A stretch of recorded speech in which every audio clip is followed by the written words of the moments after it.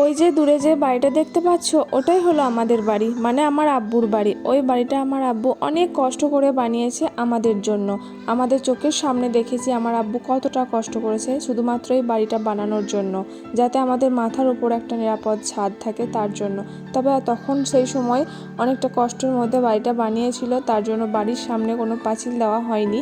পুরো বাড়ির সামনেটা ফাঁকা, তোমরা দেখতেই পেলে। তবে এখন সেই পাঁচিলটা দেওয়া হবে, সাথে আরও রুমও বানানো হবে।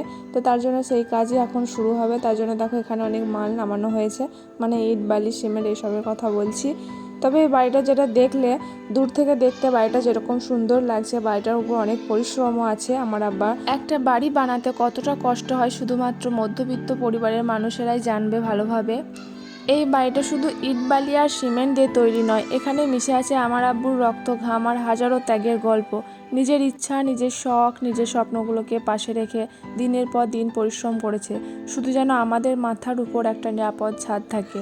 আমরা যে দেয়ালগুলো দেখি, হয়তো সেখানে লুকিয়ে আছে না বলা কষ্ট, নির্ঘুম রাত আর পরিবারের জন্য নিঃস্বার্থ ভালোবাসা। একটা বাড়ি তৈরি করা সহজ, কিন্তু একজন বাবার ত্যাগ দিয়ে একটা সংসারের স্বপ্ন গড়ে তোলা পৃথিবীর সবচেয়ে বড় ভালোবাসারগুলোর মধ্যে একটি।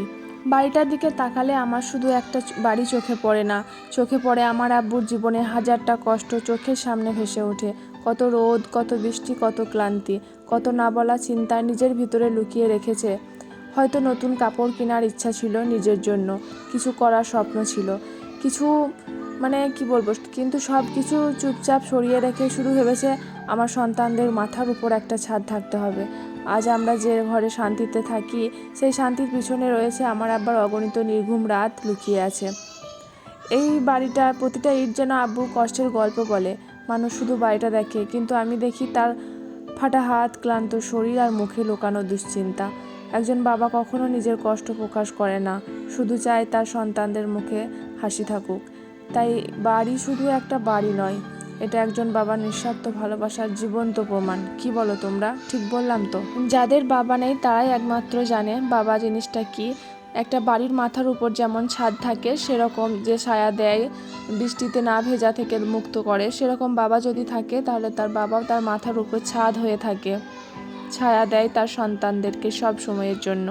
এই বাড়ির প্রতিটা ইট যেন আমার আব্বুর কষ্টের সাক্ষী। বাইরে থেকে মানুষ শুধু একটা সুন্দর বাড়ি দেখে, কিন্তু আমি দেখি ভোর থেকে রাত পর্যন্ত তার পরিশ্রম, ক্লান্ত শরীর আর পরিবারের জন্য হাজারো ত্যাগের গল্প।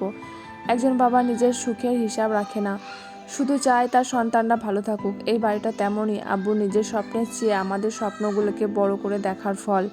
আমাদের মাথার উপর যে ছাদটা আছে, তার নিচে শুধু দেওয়াল নেই, আছে একজন বাবার ঘাম, না বলা কষ্ট আর সীমাহীন ভালোবাসা।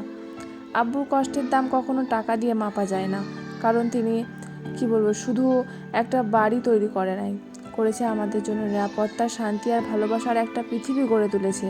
যে মানুষটা সারা জীবন কষ্ট করে গেল, নিজের প্রয়োজনের কথা না ভেবে পরিবারের কথা ভেবেছে, তার তৈরি বাড়ি শুধু বাড়ি নয়, এটা তার জীবনের সবচেয়ে সুন্দর সংগ্রামের গল্প।